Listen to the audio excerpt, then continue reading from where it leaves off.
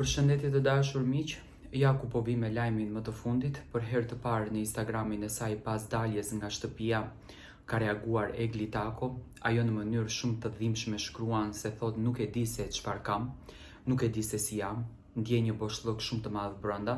Domethënë Egli kalon një moment shumë të rënd depresiv, kalon një moment shumë të rënd psiqik, gjë e cila atë e dëmton dhe e lëndon në mendime shumë të mëdha. Dashuria e madhe që ka për Gjestin, atë e ka dëmtuar shumë. Nga ajo që unë kuptoj, nga ky mesazh që Egli ka publikuar në rrjetet sociale, po tani e ka publikuar, domethënë tregon që është shumë e zhgënjur dhe shumë e dëshpëruar dhe e dështuar në të gjithë këtë rrugtimi që ka bërë. Unë e kam thënë gjithmonë, Big Brotherin po nuk di të ta menaxhosh Big Brotheri të rëmben, jo të gjithë banorët mund të nxjerrin më të mirën e tyre në këtë spektakël. Kjo shtëpi është aq e madhe sa që të rëmben dhe atë ndoshta më së shumti e vret kjo ndjenja e Gjestit që Gjesti i tha disa fjalë mbi të cilat Egli ndoshta nuk kishte besuar asnjëherë që Gjesti do t'i thonte. Egli po kalon një krizë shumë të madhe shpirtërore, po kalon një krizë shumë të madhe psikologjike.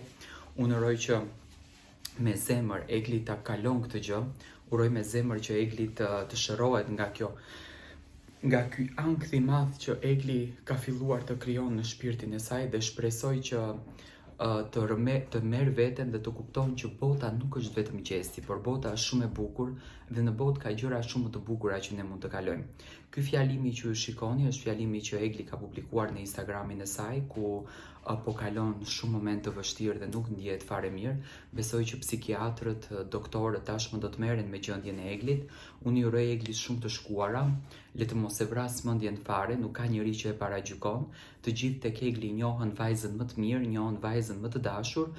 Fundja nuk bëre gjë Egli, dashurove, por mëson nga jeta se të japësh aq shumë dashuri ndonjëherë të kthehet nga ana tjetër ty dhe mos e paragjyko askënd, sepse çdo njeri ka të drejtë të dashurojë dhe mos dashurojë dhe ti ke të drejtë të dashurosh dhe mos dashurosh, po të paktën aty ku të kthehet 2-3 herë mos e prano dhe largohu.